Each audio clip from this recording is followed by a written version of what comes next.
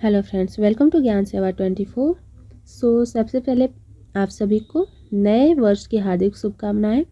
तो चलिए आज हम लोग देखने वाले हैं सीटेट पेपर 2 का एसएसटी का मॉडल पेपर थर्ड। ठीक है, तो चलिए हम इसको स्टार्ट करते हैं। दिया है कि निम्नलिखित कथन ए और कारण आर पर विचार करें और सही विकल्प का चयन करें। ठीक है, तो देखिए इसमें कथन फर्स्ट क्या दिया है। ए, आखेटक खाद्य संग्राहक समुदाय के लोग एक जगह से दूसरी जगह पर घूमते रहते थे। ठीक है, तो इसमें क्या होगा, ये पॉइंट सही है। आखेटक खाद्य संग्राहक समूह के लोग जो है एक जगह से दूसरी जगह घूमते रहते थे, तो ये बात तो बिल्कुल सही है, क्योंकि वो जो खाद्य संग्राहक थे अपने खाने के लिए भोजन इकट्ठा करने के लिए एक जगह से दूसरी जगह आते जाते रहते थे। कारण क्या है कि किसी इलाके में पौधे और जानवरों जैसे संसाधनों का खत्म होना संभव है। बिल्कुल सही है, जहाँ पे रहते थे वहाँ पे जो भी जानवर या फिर जो भी फल फूल था उसको खाते थे, जब खत्म हो जाता था तो वहाँ से वो दूसरी जगह पे चले जाते थे, तो इसलिए वो जो थे एक जगह से दूसरी जगह पे घूमते रहते थे। तो राइट आंसर क्या हो जाएगा, ऑप्शन नंबर ए सही है। ए और आर दोनों सही है और ए की आर जो है व्याख्या करता है। नेक्स्ट देखते हैं, दूसरा नंबर दिया हुआ है कि उन पेड़ की छाल, कपास, पटुआ और सन को तैयार करने के काम में विधवाओं, सक्षम अक्षम महिलाओं, भिक्षुणियों, वृद्धों, वेश्याओं, राजा की अवकाश प्राप्त दासियों, सेविकाओं और अवकाश प्राप्त देवदासियों को लगाया जा सकता है। यह कताई बुनाई कारखानों पर दिए गए निर्देश निम्नलिखित में से किस ग्रंथ में वर्णित है। तो ये किस में वर्णित है, तो ये जो सारा काम दिया गया है ये सारा काम हमको मिल जाएगा अर्थशास्त्र में। ठीक है, ये जो है अर्थशास्त्र में ये सब जितने भी काम बताए गए ये सब अर्थशास्त्र में वर्णित हैं। नेक्स्ट क्वेश्चन देखते हैं, थर्ड नंबर दिया हुआ है कि निम्नलिखित कथनों पर विचार करें और सही विकल्प का चयन करें। कथन फर्स्ट क्या है कि 7वीं शताब्दी में शासकों ने बड़े मंदिरों का निर्माण करवा कर भी अपनी सत्ता और संसाधनों का प्रदर्शन करने का प्रयास किया। ठीक है, तो इसमें क्या हो जाएगा, सही बात है। उसमें जो उस समय के जो शासक थे वो मंदिर का निर्माण कराना या मंदिरों में दान दे करके वो क्या दिखाते थे, अपने सत्ता अपने संसाधन का प्रदर्शन करते थे।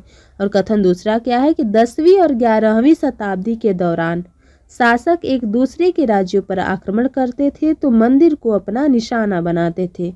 ये भी बात बिल्कुल सही है, तो इसका राइट आंसर हो जाएगा फोर्थ नंबर। यहाँ पे एक और दोनों सही है और जो है एक जो है दो की सही व्याख्या करता है। ठीक है, नेक्स्ट देखते हैं, 4 नंबर क्वेश्चन है। ठीक है, तो चौथा नंबर देखिए कि ऊंची भीतरी छत में प्रतिच्छेदी मेहराबों वाली वास्तुकला की यह शैली किसके बीच जो है समान है। ठीक है, तो 2 यहाँ पे दिया हुआ है, वृंदावन की गोविंद देव मंदिर और फतेहपुर सीकरी के महलों के बीच में ये जो मेहराबों वाली वास्तुकला है वो समान दिखाई देता है, या बांग्ला गुंबद मंदिर और जोधा भाई के महल के बीच में ये जो है मेहराब वाली वास्तुकला की शैली जो है समान है, या विजयनगर और शाहजहानाबाद के महलों के बीच में समानता दिखाई देती है, या कुतुब मीनार और राजराजेश्वर मंदिर के बीच में जो है मेहराब वाली वस्तु की जो है शैली जो है समान दिखाई देती है। तो राइट आंसर क्या हो जाएगा, यहाँ पे हो जाएगा फर्स्ट नंबर कि वृंदावन का जो गोविंद देव मंदिर है और फतेहपुर सीकरी के महल है उनके बीच में जो भी मेहराब वाली वास्तुकला है दोनों में समानता दिखाई पड़ती है।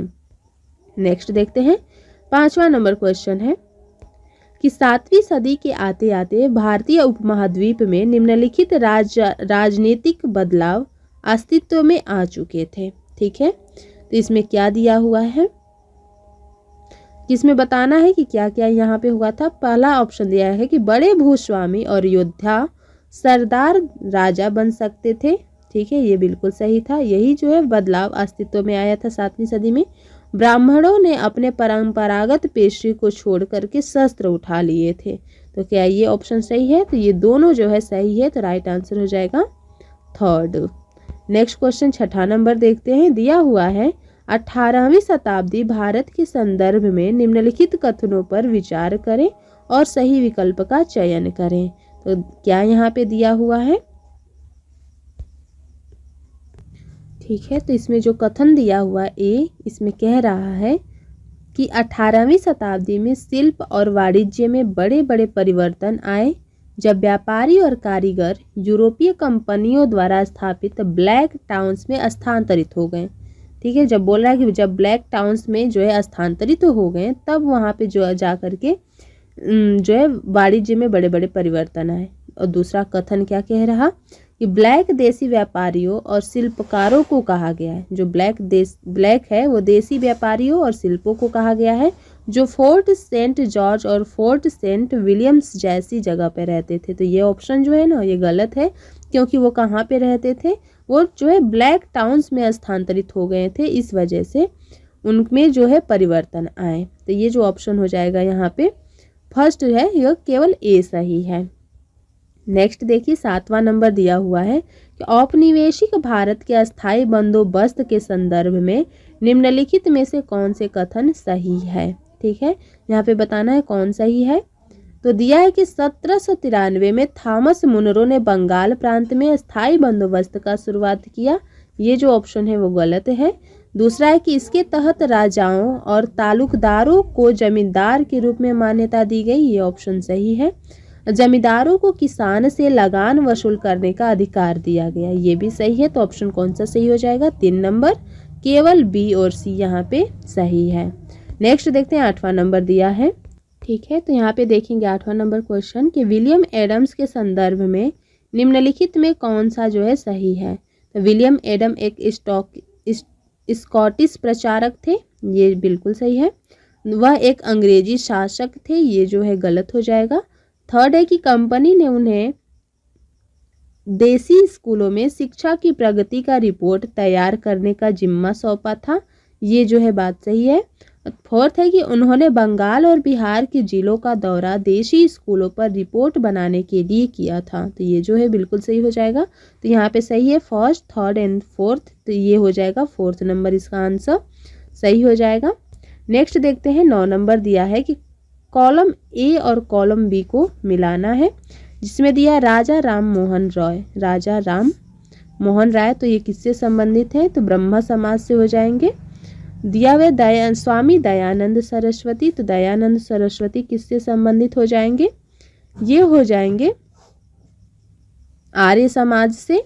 पंडिता रमाबाई किससे संबंधित है? तो विधवा गृह से। और ईश्वर चंद्र विद्यासागर जो है ये किससे संबंधित हो जाएंगे? तो ये हो जाएंगे लड़कियों के लिए स्कूल बनवाने के लिए। ठीक है, तो ये इसका राइट आंसर हो जाएगा 3rd नंबर। नेक्स्ट देखते हैं क्वेश्चन दिया है 10 नंबर की किसी भी सामाजिक बुराई को चुनौती देने के लिए ईश्वर चंद्र विद्यासागर द्वारा अपनाई गई रणनीति निम्न प्रकार से थी। तो किस प्रकार की रणनीति थी ईश्वर चंद्र विद्यासागर का बुराइयों को चुनौती देने के लिए? तो इनकी जो थी पश्चिमी विचारों का हवाला देना, बिल्कुल सही है। और समर्थन देने वाले अंधविश्वास को खोजना, ये जो है वो बात सही गलत हो जाएगा। प्राचीन ग्रंथों में श्लोक एवं वाक्यों को ढूंढना, ये बिल्कुल सही है। और ढूंढ करके वाक्यों को बोलते थे कि देखिए हमारे वेद में ऐसा लिखा गया है। यहाँ पे जो है चीज़ों को सही करवाते थे उसको मान करके, श्लोक और वाक्यों को ढूंढ करके। तो राइट आंसर क्या हो जाएगा यहाँ पे? ए और सी यहाँ पे जो है ये ऑप्शन हो जाएगा सही। नेक्स्ट है 11 नंबर क्वेश्चन कि निम्न में से कौन से आंदोलन गांधी जी के असहयोग आंदोलन के हिस्सा था? कौन सा आंदोलन है जो असहयोग आंदोलन का हिस्सा था? तो खेड़ा गुजरात के पाटीदार किसान, ये जो हिस्सा है असहयोग आंदोलन के, तो बिल्कुल सही है। फिर है कि पंजाब के घुसखोर महंतों के खिलाफ अकाली आंदोलन, ये जो है ये संबंधित नहीं है असहयोग आंदोलन से। और गुजरात में नमक सत्याग्रह, ये जो है संबंधित है। और आंध्र प्रदेश में गुंटूरू जिले के करीब किसान और जनजातियों द्वारा वन सत्याग्रह, ये भी है। ये जो है 3rd नंबर, ये भी सही है। तो राइट आंसर क्या हो जाएगा? 4th number. देखिएगा 4था नंबर यहाँ पे सही हो जाएगा। 1, 3rd और 4th जो है सही है। किसके संबंध में? तो असहयोग आंदोलन के ये सब हिस्सा थे। नेक्स्ट देखते हैं 12 नंबर कि 1905 के बंगाल विभाजन के बाद स्वदेशी आंदोलन को भारत के किस क्षेत्र में वंदे मातरम आंदोलन के नाम से जाना गया? तो किस क्षेत्र में जाना गया है? तो ये आंध्र के क्षेत्र में जाना गया। ठीक है, वंदे मातरम जो है ये कहाँ पर गाया गया था स्वदेशी आंदोलन के फलस्वरूप? तो आंध्र प्रदेश में। नेक्स्ट देखते हैं 13 नंबर कि निम्नलिखित कथनों पर विचार करें और सही विकल्प का चयन करें। ठीक है, तो इसमें क्या दिया हुआ है कि 1950 में भारत सरकार ने आर्थिक विकास के लिए नीतियां बनाने और उनको लागू करने के लिए योजना आयोग का गठन किया। बिल्कुल सही बात है, 1950 के बाद ही हुआ था, 1952 में, 51-52 में। फिर एक 1956 में दूसरी पंचवर्षीय योजना तैयार की गई जिसमें कृषि तथा उपभोक्ता वस्तु उद्योग पर पर्याप्त जोर दिया गया। ये भी सही है, 1956 में दूसरी पंचवर्षीय योजना लागू किया गया था और कृषि तथा उपभोक्ता में ही सबसे पहले जोर दिया गया था। तो राइट आंसर कौन सा हो जाएगा? दोनों सत्य है, ए और बी। ठीक है, नेक्स्ट देखते हैं 14 नंबर कि निम्नलिखित में से ज्योतिबा राव फूले पर कौन से कथन सही हैं? बताना है। फूले ने ईसाई मशीनरियों स्कूलों में पढ़ाई की थी। बिल्कुल सही है। उन्होंने ब्राह्मणों के श्रेष्ठ होने का दावा पर खुलकर हमला किया था। ये जो हो जाएगा ये भी सही है। उन्होंने कहा कि आर्य विदेशी थे। ये भी सही है। और वह अपने समय के उपनिवेशवाद विरोधी राष्ट्रवाद की आलोचक थी। ठीक है, ये जो है ऑप्शन ये भी सही हो जाएगा। और उन्होंने अपनी किताब गुलामगिरी दक्षिण अफ्रीका के रंगभेद विरोधी संघर्ष को समर्पित किया था। तो यहाँ पे जो है ये गुलामगिरी जो हो जाएगा इनकी नहीं है।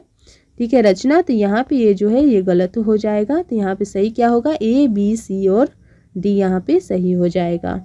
नेक्स्ट देखते हैं, एक रोल प्ले नाटक में सौर मंडल के ग्रहों को सही आकार में दर्शाने के लिए एक शिक्षक 2 समान कद और वजन के छात्रों को चुनता है। तो इसमें बताना है कि कौन से 2 ग्रहों का अनुभव वे कर सकते हैं। ठीक है, तो इसमें बताइएगा 15 नंबर का क्या हो जाएगा आंसर? तो एक दिया है ना कि इसमें जो शिक्षक है 2 समान कद, तो बताइए कि 2 समान कद मतलब एक समान 2 ग्रह को हम कौन से ग्रह हैं जिसको समानता देते हैं? तो वो पृथ्वी और शुक्र है, क्योंकि ये दोनों जो है पृथ्वी शुक्र की बहन कहलाती है। ये दोनों में समानता दिखाई देता है, इसलिए जो है कद और वजन के छात्रों को चुनता है। किसके लिए? पृथ्वी और शुक्र के लिए। नेक्स्ट है 16 नंबर की अंतर्राष्ट्रीय तिथि रेखा के बारे में निम्नलिखित कथनों पर विचार कीजिए और सही विकल्प का चुनाव कीजिए। ठीक है, तो इसमें दिया हुआ है कि अंतर्राष्ट्रीय तिथि रेखा एक काल्पनिक रेखा है। बिल्कुल सही है। अंतर्राष्ट्रीय तिथि रेखा प्रशांत महासागर से होकर गुजरती है। ये भी सही है। तो राइट आंसर क्या हो जाएगा? 3rd नंबर की यहाँ पे दोनों जो है वो सही है। ठीक है, नेक्स्ट देखते हैं 17 नंबर। यदि 60 डिग्री पश्चिम देशांतर पर 10 पूर्वाह्न है, 10 बजा है, तो ग्रीनविच पर क्या समय होगा? तो कितना बजेगा वहाँ पे? तो 10 में आप हो जाएगा यहाँ पे ग्रीनविच का समय जो दिया हुआ है ये 2 बज जाएगा, 2 बजे अपराह्न होगा। ठीक है, राइट आंसर हो जाएगा ऑप्शन नंबर 2। नेक्स्ट देखिए, अगर दिया हुआ है 18 नंबर की अगर आप 0 डिग्री अक्षांश पर हैं तो आप जो है किस वृत्त पे खड़े होंगे?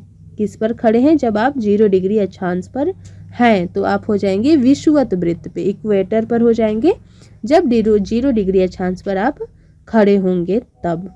नेक्स्ट देखिए 19 नंबर है कि प्राकृतिक पर्यावरण के 4 क्षेत्र हैं।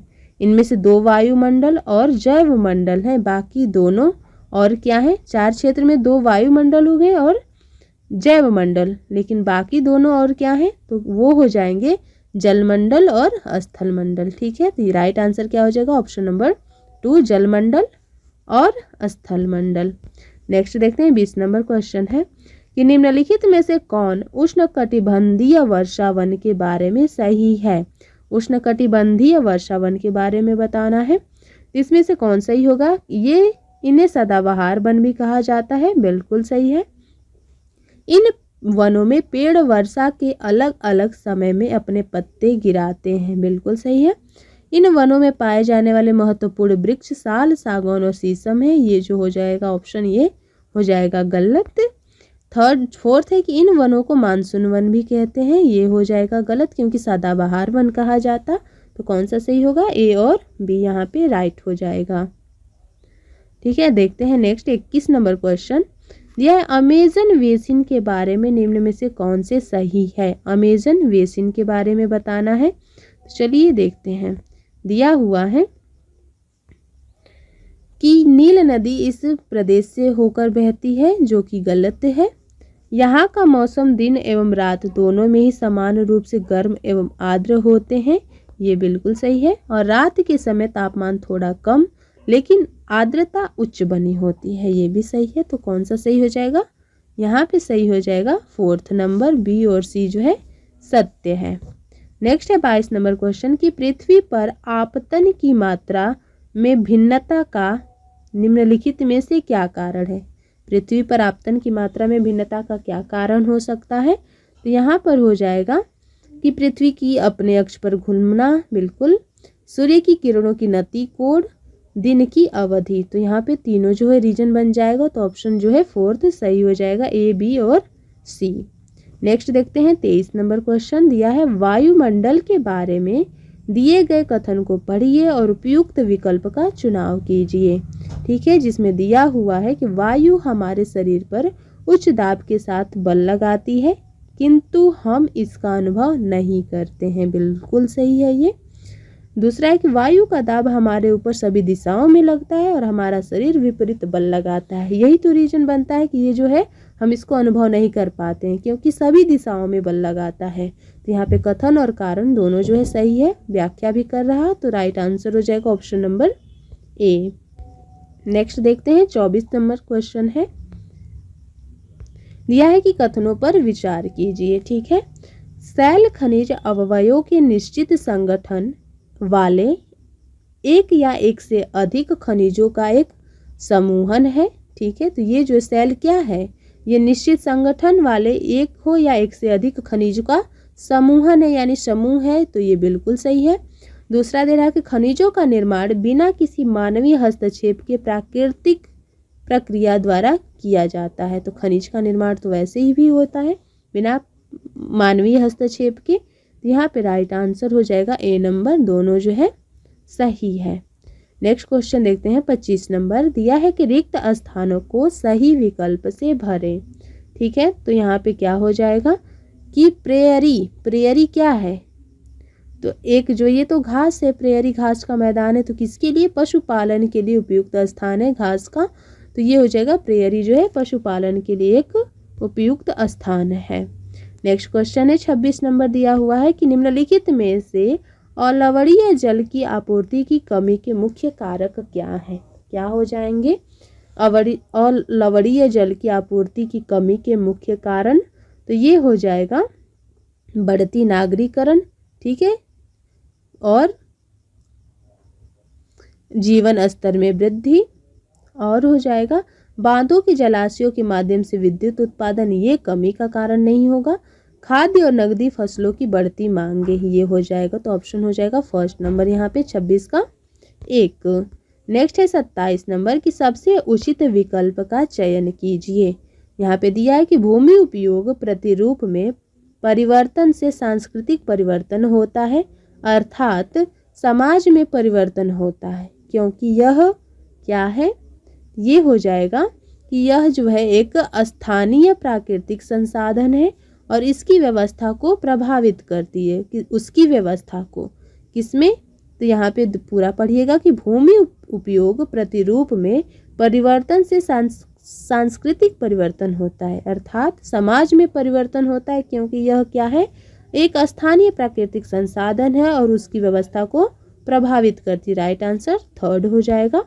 नेक्स्ट देखते हैं, दिया हुआ 28 नंबर कि किसी को एक छवि में बांधना, इसका अर्थ क्या होता है? एक छवि में बांधना, तो ये हो जाएगा इसका अर्थ कि मतलब सबको एक नज़रिए से देखना, यानी रूढ़िबद्ध धारणा बनाना हो जाएगा। ये SST का पेडागोजी है, रूढ़िबद्ध धारणा बनाना को कहेंगे एक छवि में बांधना। नेक्स्ट है 29 नंबर क्वेश्चन कि समानता के संदर्भ में निम्नलिखित कथन ए और कारण आर को पढ़ें, बताना है इसमें कौन सही होगा। तो समानता एक वास्तविकता बने, इसके लिए लोगों को संघर्ष और सरकार द्वारा सकारात्मक कदम उठाए जाने की बहुत आवश्यकता है। क्या ये पॉइंट सही है? तो बिल्कुल सही है। अगर समानता को वास्तविकता बनाना है तो संघर्ष और सकारात्मक कदम उठाना ही पड़ेगा। कारण क्या है इसका? तो समानता वह मूल्य है जिसके लिए हमें निरंतर संघर्ष करते रहना होगा, यह स्वतः नहीं होगा। बिल्कुल सही है। तो राइट आंसर हो जाएगा 1 नंबर। ए और आर दोनों सही है। आर जो है ए का सही व्याख्या करता है। नेक्स्ट देखते हैं 30 नंबर है कि निम्न में से कौन से कथन जो है सही है। तो 30 नंबर का बताइएगा कौन सा सही है। तो ये हो जाएगा, पंच को पंचायत क्षेत्र के वार्ड सदस्य के नाम से भी जाना जाता है। बिल्कुल सही है। ग्राम सभा के सभी सदस्य मिलकर पंचायत मुखिया को चुनते हैं, ये भी सही है। ग्राम सभा एक पंचायत के क्षेत्र में रहने वाले सभी वयस्कों की सभा होती है, तो ये भी बात तो सही है। तो राइट आंसर हो जाएगा 4th नंबर। ए, बी और सी जो है तीनों सही है। नेक्स्ट है 31 नंबर कि राज्यसभा के विषय में निम्नलिखित में से कौन से कथन जो है सही है। किसके संबंध में? तो राज्यसभा के विषय में। तो बताइएगा। राज्यसभा के 12 सदस्य प्रधानमंत्री द्वारा मनोनीत किए जाते हैं। ठीक है, पहला बोल रहा ऑप्शन। फिर है ये जो बिल्कुल गलत है, प्रधानमंत्री द्वारा थोड़े ही होते हैं, तो ये ऑप्शन गलत हो जाएगा। राज्यसभा के सदस्य का चुनाव विभिन्न राज्यों के विधान सभाओं के निर्वाचित सदस्य के द्वारा होता है, ये बिल्कुल सही है। फिर है तीसरा कि यह मुख्यतः संसद में राज्यों के प्रतिनिधियों के रूप में कार्य करता है, ये भी सही है। यह लोकसभा द्वारा शुरू किए गए कानूनों का समीक्षा करने और उनमें बदलाव करने में भूमिका निभाता है, ये भी सही है। तो राइट आंसर क्या हो जाएगा? ऑप्शन नंबर 2, बी, सी और डी जो है सही है। नेक्स्ट दिया है 32 नंबर कि निम्न कालम में सेवा शर्त को कालम द्वितीय के जो है जीविका से सुमेलित करें। सेवा शर्त को जीविका से सुमेलित करना है, दिया है इस कालम में। ये है सेवा शर्त, ठीक है, और ये है इसकी जीविका। तो वेतन भोगी कर्मचारी, तो ये किससे संबंधित होंगे? वेतन भोगी कर्मचारी जो है ये होंगे शिक्षक। ठीक है। फिर है औपचारिक कार्य, औपचारिक अनौपचारिक कार्य जो है ये संबंधित होंगे निर्माण मजदूर, फिर स्वरोजगार, खुद का रोजगार, फुटपाथ ठेला दुकानदार, और अवैतनिक श्रम जिनको वेतन नहीं मिलता है वो हो जाएंगी गृहिणी। तो राइट आंसर 3rd हो जाएगा इसका। नेक्स्ट देखते हैं 32 से 33 नंबर दिया हुआ है यहाँ पे कि व्यापारियों और बुनकरों के बीच की व्यवस्था, जहां व्यापारी बुनकरों को कच्चा माल देता है उनसे तैयार माल प्राप्त करता है, तो ये क्या कहलाता है? क्वेश्चन समझ लिए होंगे कि इसमें व्यापारी और बुनकर के बीच का व्यवस्था जो है, जहाँ पे क्या करता है व्यापारी बुनकर को कच्चा माल देगा और उससे तैयार माल को लेगा, तो वो क्या कहलाएगा? तो उसको हम क्या कहेंगे?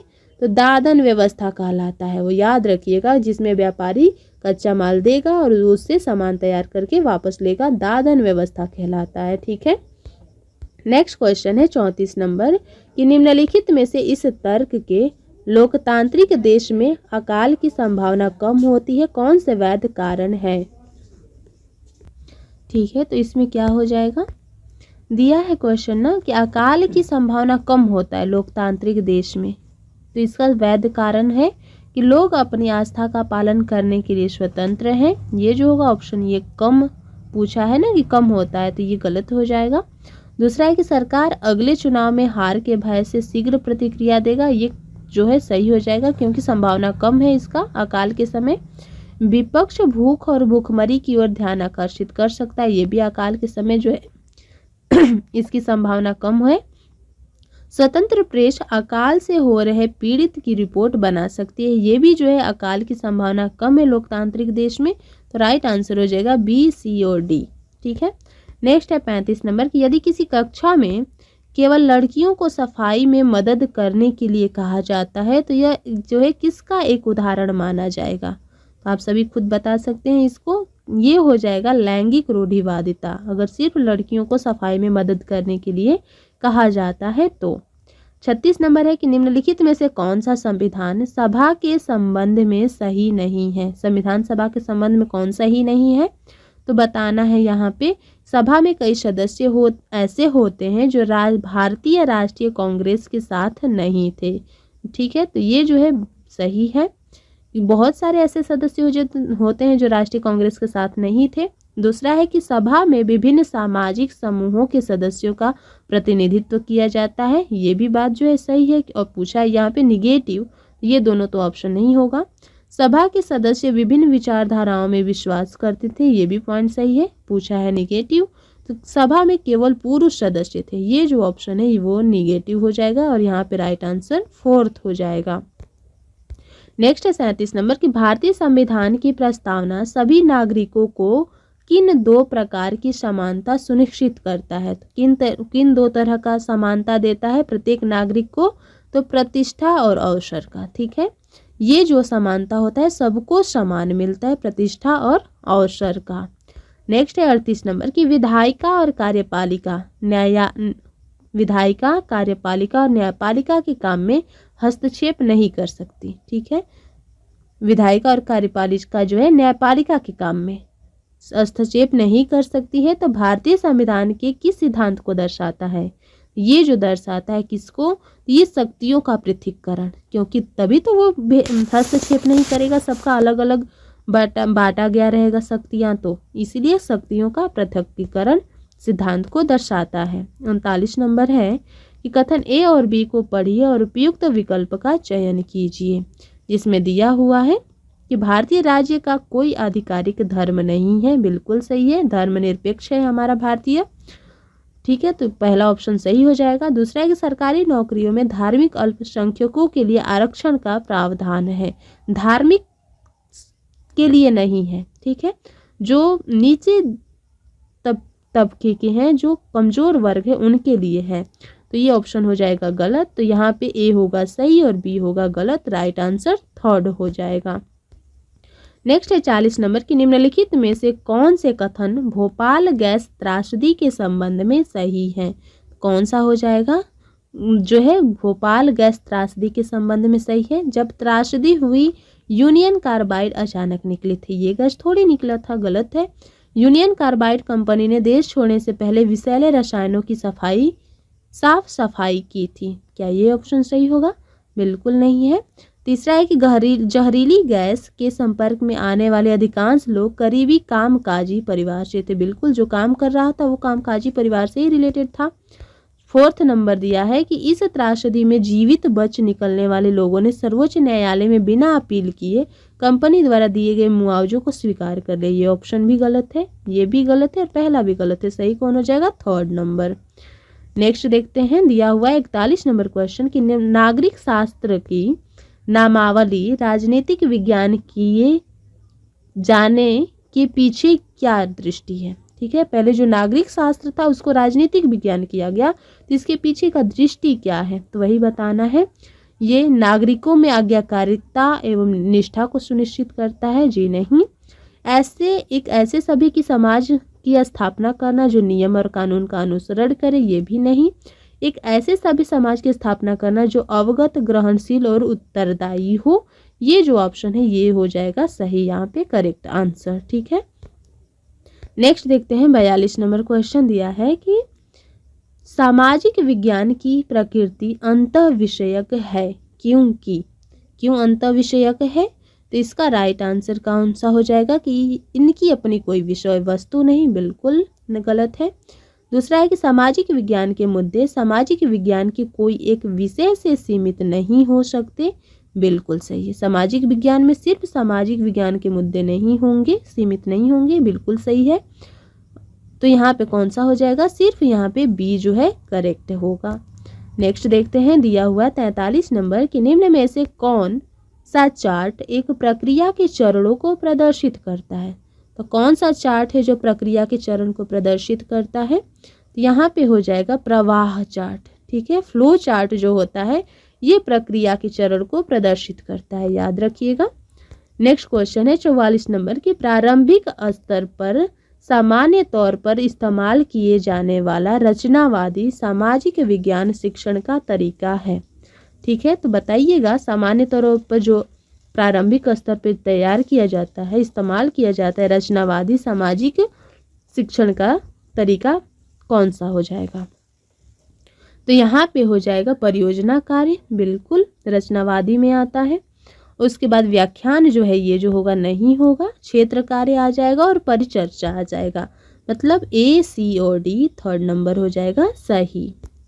नेक्स्ट देखते हैं 45 नंबर की निम्नलिखित 4 कार्यों पर ध्यान दें और उन कार्यों का चयन करें जो रचनावादी कक्षा में विषय योजना बनाने हेतु सर्वाधिक महत्वपूर्ण है।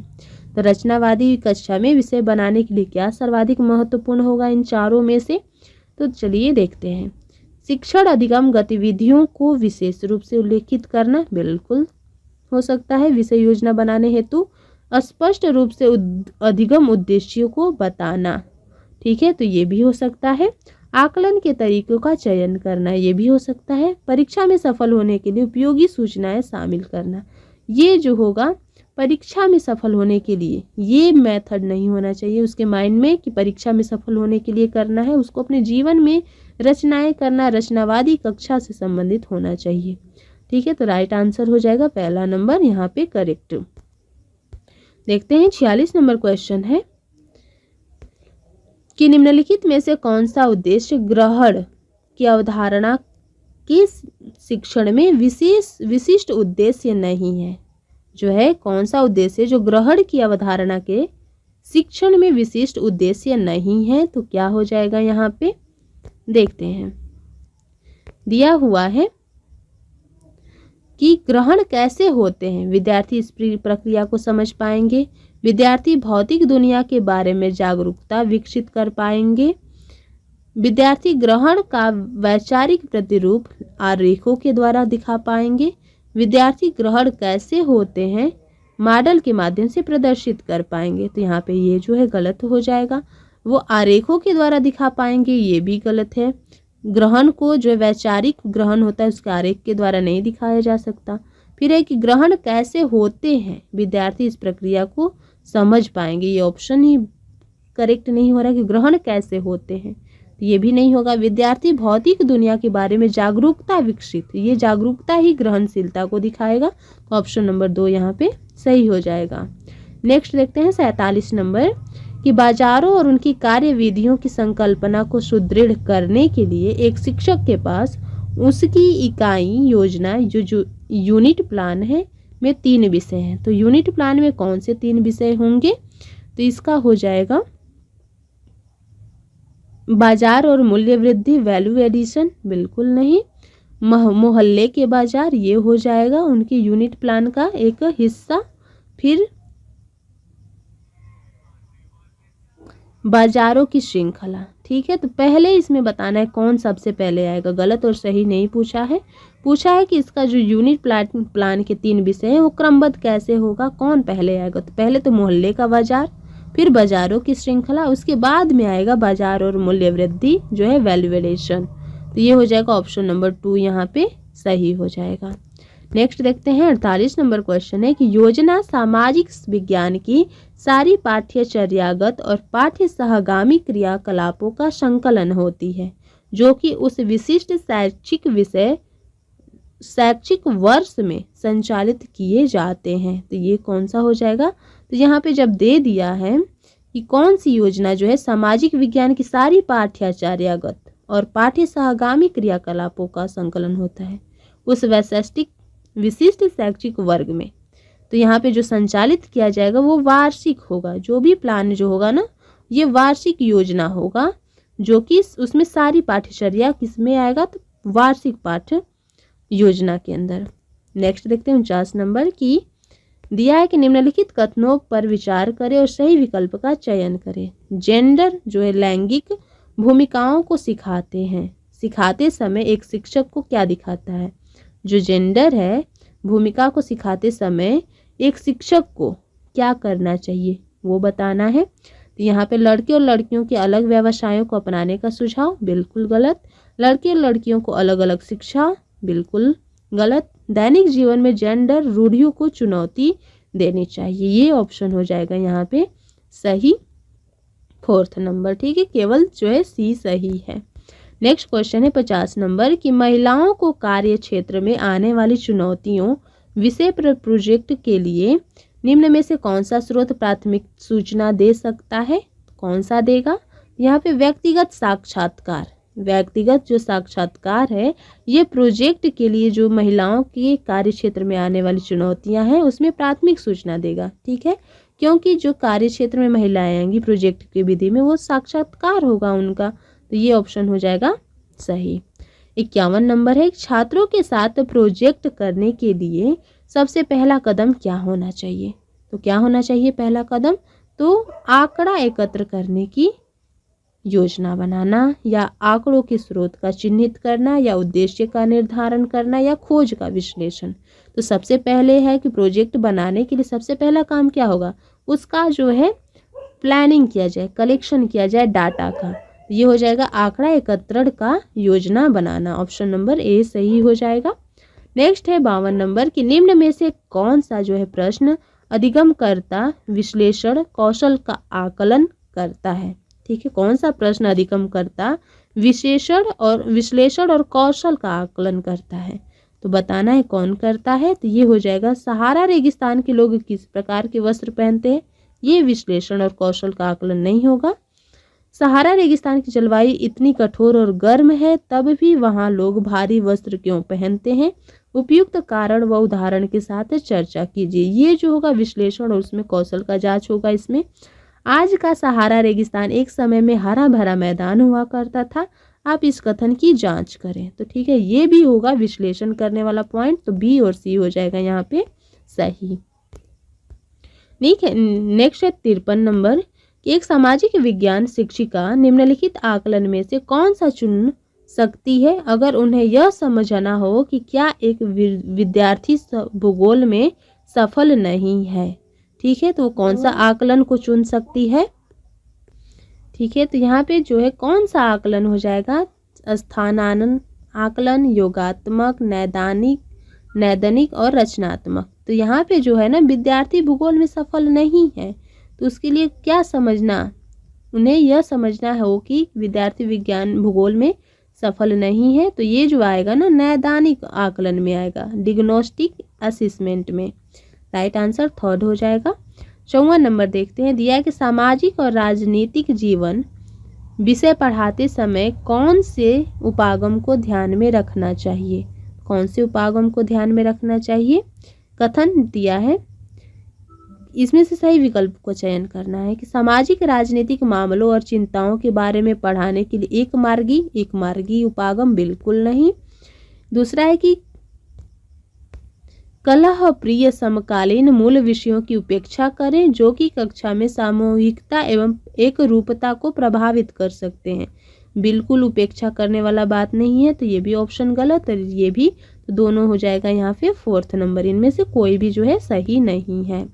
नेक्स्ट है 55 नंबर क्वेश्चन की निम्नलिखित कथनों में से कौन सा कथन प्रारंभिक स्कूलों के विद्यार्थियों के लिए सामाजिक विज्ञान को प्रासंगिक बनाने में अति आवश्यक है? तो कौन सा अति आवश्यक हो जाएगा किसके लिए? तो प्रारंभिक स्कूल के विद्यार्थियों के लिए सामाजिक विज्ञान को प्रासंगिक बनाने में आवश्यक। तो यहाँ पे हो जाएगा, देखिएगा, विद्यार्थियों को भरपूर विवरण, तथ्य और सूचना उपलब्ध कराना, पाठ्य पुस्तक को ज्ञान के परम स्रोत के रूप में देखा जाना, सामाजिक विज्ञान का वैज्ञानिक परीक्षण संभव नहीं है इसलिए यह सरल है, एक विश्लेषणात्मक मानस की बुनियाद रखने के लिए सामाजिक विज्ञान अपरिहार्य है। तो यहाँ पे हो जाएगा 4th नंबर सही हो जाएगा, क्योंकि ये जो है प्रासंगिक बनाने में अति आवश्यक है कि जो है ये विश्लेषणात्मक मानस की बुनियाद रखने के लिए जो है सामाजिक विज्ञान जो है अपरिहार्य है। नेक्स्ट दिया है 56 नंबर कि निम्नलिखित कथनों पर विचार कीजिए और सही विकल्प का चयन कीजिए। ठीक है, इसमें दिया हुआ है कि यूनिट इकाई योजना का विकास करने के लिए कथन परक उपागम उपयोगी है। क्या ये ऑप्शन सही है? नहीं। अंतर विषयक विषय वस्तु के अध्ययन के माध्यम से सामाजिक मामलों को बेहतर समझा जा सकता है। चूंकि अंतर विषयक नहीं सामाजिक है तो वो कई लोगों के बीच में होगा, तो ये भी ऑप्शन जो है गलत हो जाएगा। तो यहाँ पे दोनों जो है गलत है। ठीक है, नेक्स्ट है 57 नंबर की प्राकृतिक वनस्पति और वन्य जीवन के बारे में अनुभवात्मक रूप से पढ़ने के लिए निम्नलिखित विधियों में से कौन सा विधि जो है एक श्रेष्ठ शिक्षा शास्त्री उपागम होगा। तो क्वेश्चन क्या बोला है कि प्राकृतिक वनस्पति और वन्य जीवन के बारे में अनुभवात्मक रूप से पढ़ने के लिए कौन सा विधि है जो सही होगा। तो प्राकृतिक विद्यार्थियों को प्राकृतिक भ्रमण के लिए लेकर जाना, ये तो सबसे बढ़िया बात है। वृत्त चित्र का प्रदर्शन गलत है। एक विशेषज्ञ को वाचन के लिए आमंत्रित करना, ये भी गलत है। और पाठ्य पुस्तक में उपलब्ध सूचना के आधार पर सामूहिक प्रस्तुतिकरण सबसे बेस्ट ऑप्शन हो जाएगा यहाँ पे 1 नंबर कि इसको भ्रमण पर ले जाना। 58 नंबर देखते हैं, आपको क्यों लगता है कि कूड़े का निपटारण कच्ची बस्तियों में रहने वाले व्यक्तियों के लिए उपलब्ध नहीं है।